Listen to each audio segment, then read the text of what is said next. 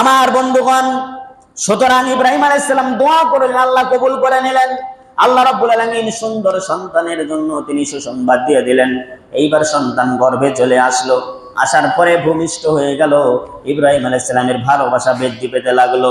দুইজনের ভিতরে আবার মরমালিন্যতার সৃষ্টি হলো সারা আলাইহিস সালাম এবং হাজেরার মধ্যে।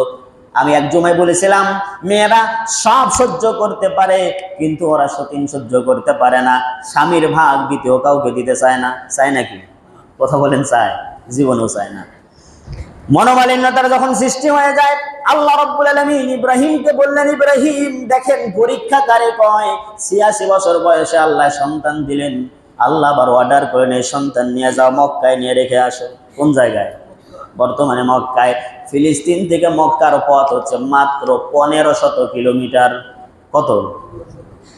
প্লেন নাই, গাড়ি নাই, যানবাহন নাই। ইব্রাহিম আলাইহিস সালাম এই সন্তান আর বাচ্চা, শিশু বাচ্চাটা নিয়ে যাচ্ছেন মক্কায়। জনমানবহীন, লোকালয়হীন এলাকা, মানুষজনের যাতায়াত নাই। ওই জায়গায় আল্লাহ রাব্বুল আলামিন হাজরা আলাইহিস সালামকে ১ মস্ক পানি আর কয়েকটা খেজুর দানা দিয়া ইসমাইলকে সঙ্গে নিয়ে দুগ্ধপোষ্য সন্তান ওই জায়গায় রেখে আসতেছে। এইবার যখন রেখে আসে, ইব্রাহিম আলাইহিস সালাম কোনো কথা বলতে পারেন না, বাকরুদ্ধ হয়ে গেছেন। হাজরা ডাক দিয়ে বললেন, প্রাণের স্বামী, আপনি এই জায়গায় আমার নবজাতক সন্তান আর আমাকে মাত্র কয়েকটা খেজুর আর ১ মস্ক পানি দিয়ে রেখে যাচ্ছেন, আমরা কিভাবে থাকবো? আমাদের কথা তো একেবারে চিন্তা করলেন না। ইব্রাহিম আলাইহিস সালাম কোনো কথা বলতে পারেন না। আল্লাহর বড় পরীক্ষা। আল্লাহ রাব্বুল আলামিন বারবার ইব্রাহিমকে পরীক্ষা নিলেন। ইব্রাহিম আলাইহিস সালাম শুধুমাত্র আকাশের দিকে তাকায় চোখের পানি ছেড়ে দেয়। এই দৃশ্য দেখে হাজেরা বুঝতে পেরেছে, আমার স্বামী স্বেচ্ছায় আমাদেরকে এখানে পুনর্বাসন করে নাই, এখানে বনবাসে পাঠায় নাই। এইবার হাজরা আলাইহিস সালাম বলে, প্রাণের স্বামী, আপনি কি ওই আল্লাহর নির্দেশে আমাদেরকে এখানে রেখে যাচ্ছেন? ইব্রাহিম আলাইহিস সালাম মাথা ঝুঁকায়া তিনি বলেন, হ্যাঁ, আমি আল্লাহর নির্দেশে তোমাকে রেখে যাচ্ছি। এইবার হাজরা বলেন, আপনি নিশ্চিন্ত মনে ফিলিস্তিনে ফিরে যান, আপনি নিশ্চিন্ত মনে বাসায় ফিরে যান।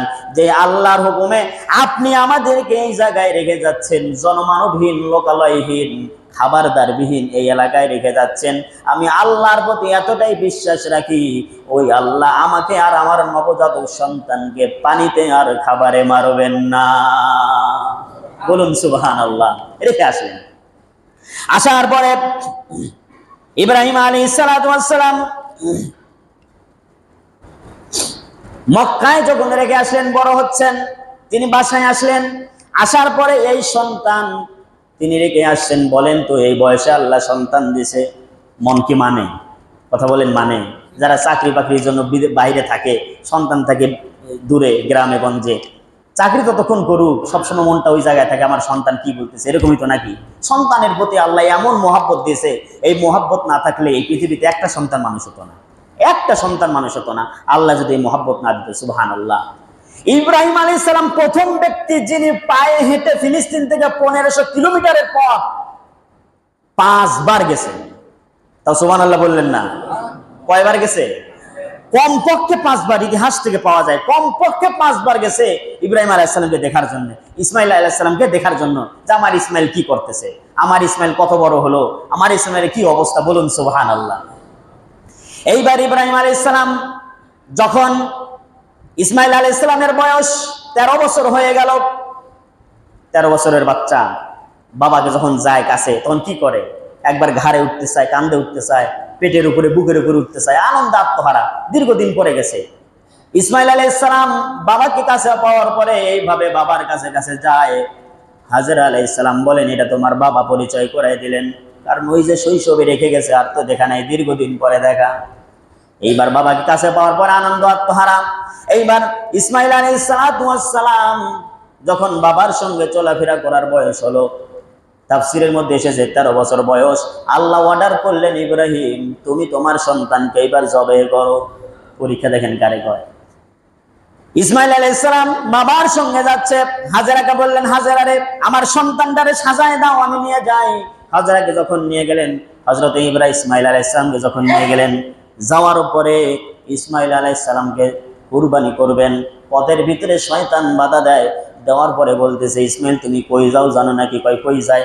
তোমার বাবা তোমাকে জবাই করার জন্য নিয়ে যায় মিনার প্রান্তরে। সঙ্গে সঙ্গে বাবারে বলে দিয়েছে। বাবাই দেখতেছে শয়তান ঝামেলা করে, পাথর মারছে। কয়টা পাথর মারছে? 7টা। ওই যে হাজী সাহেবেরা মারে না, কেন মারে? ওই ইব্রাহিম আলাইহিস সালামের সুন্নাত। বলেন সুবহানাল্লাহ। শয়তান ধোঁকা দিয়েছিল, ওই জায়গায় মারে, শয়তানরে মারে। আমি বর্তমানে হাজী সাহেবেরা যায়, ভিডিও অনেক সময় দেখা যায়, এমন আবেগী হয়ে যায়, পাথর মারতে মারতে জুতা খুলে পর্যন্ত মারে। কিন্তু যে হাজী সাহেব জুতা মারছে, ও যে এই দুনিয়ায় এই দেশে কত আকাম কুকাম কইরা গেছে, শয়তান ওর পাথর খাইয়া কয় তুই জাতের রক্তের সঙ্গে বেঈমানি করলি। তুই বর্তমানে একজনকে দুধও খুঁজতেছে, ও দেখছে ওখানে যা হাজির হয়ে গেছে। তো এই যে দৃশ্য অবস্থা, শয়তান আছে। ইব্রাহিম আলাইহিস সালাম, আরে ভাই ওই যে তো শয়তান নাই, শুধুমাত্র ইব্রাহিম আলাইহিস সালামকে ধোঁকা দিয়েছিল, শয়তান ওর জন্য মারছে। সুন্নত হিসাবে আল্লাহর কাছে কাজটা অনেক ভালো লাগছে। এই জন্য কিয়ামত পর্যন্ত যত মানুষ এসেছে আর আসবে, সমস্ত মানুষের জন্য এটা কম্পালসারি করে দিয়েছে। বলুন সুবহানাল্লাহ।